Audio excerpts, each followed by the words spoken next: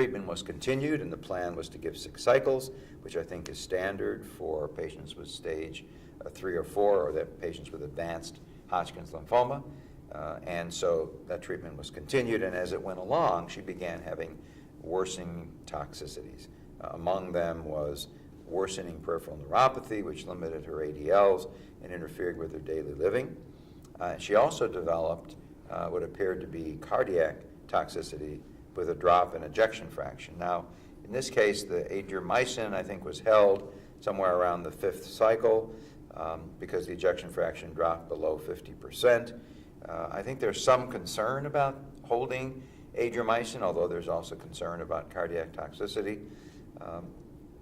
It's been very rare that we've had to hold or stop adriamycin in patients getting AVD or ABVD or ABVVD chemotherapy, adriamycin-containing chemotherapy for Hodgkin's. I think it's an important part of the regimen. So, I think one has to be certain that there's real cardiac toxicity, and then apparently the ejection fraction improved and it was restarted. So it's not clear what the course of those events were, why she dropped the ejection fraction.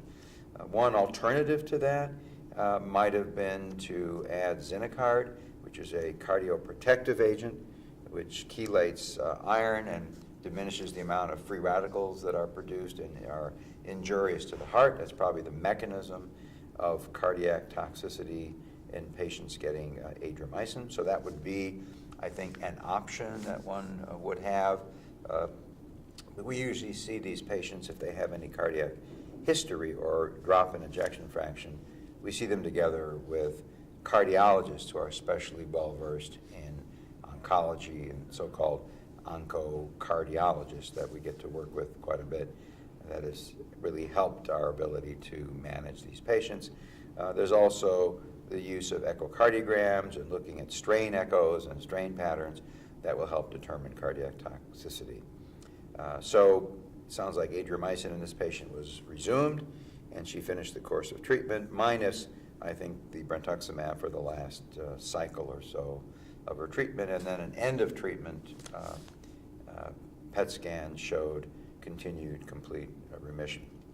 So I guess what are some lessons from this case? I think, one, the history of smoking and her age made her a non-candidate for bleomycin, so already one is looking for alternatives, and I think this regimen is a reasonable alternative for that population of patients. I'm not yet ready to make this my standard of care for all patients with Hodgkin's lymphoma.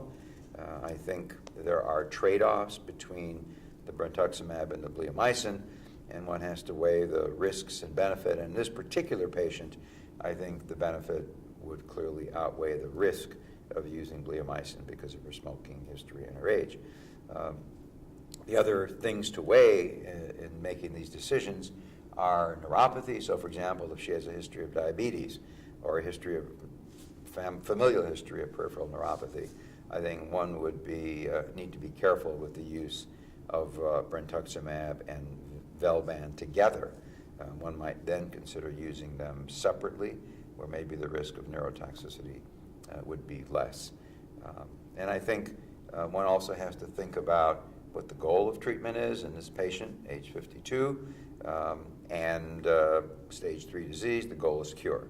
And I think we have to look for the best regimens that will give us the best complete remission rates and the best long-term remission rate. And we're hoping for cures in any new patient that we're seeing with Hodgkin's lymphoma. I think the other thing to look at is potential cardiac toxicity. Is there a pre-existing history of cardiac disease? Is there a strong family history of cardiac disease? Do we have to consider frequent echocardiograms after every cycle? We've sometimes done that in patients with significant cardiac disease so that we can make adjustments as we go along.